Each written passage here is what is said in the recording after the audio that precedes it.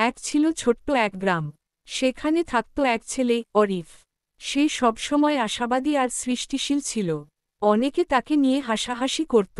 তবুও অরিফ কখনো হাল ছাড়েনি মানুষের উপকার করার স্বপ্নে। একদিন সে খুঁজে পেল এক পুরনো ঘড়ি, যেটা নাকি ইচ্ছে পূরণ করতে পারে। অরিফ সিদ্ধান্ত নিল সে এটা ভালো কাজেই ব্যবহার করবে। সে গড়ল এক স্কুল, যেখানে সবাই বিনামূল্যে পড়াশোনা করতে পারবে।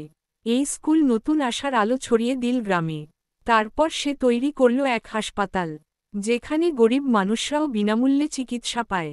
সমালোচনা আসত, মানুষ পিছনে কথা বলত, তবুও অরিফ কখনো থেমে থাকেনি। তার লক্ষ্য ছিল স্পষ্ট। একদিন ভয়ানক এক দুর্যোগ নেমে আসে গ্রামে। আর তখনই অরিফ সেই ঘড়ি ব্যবহার করে, সবাইকে রক্ষা করে। সেই দিন থেকে সবাই বুঝতে পারে অরিফের স্বপ্ন আর হৃদয়ের গভীরতা আসলে কতটা মূল্যবান ছিল।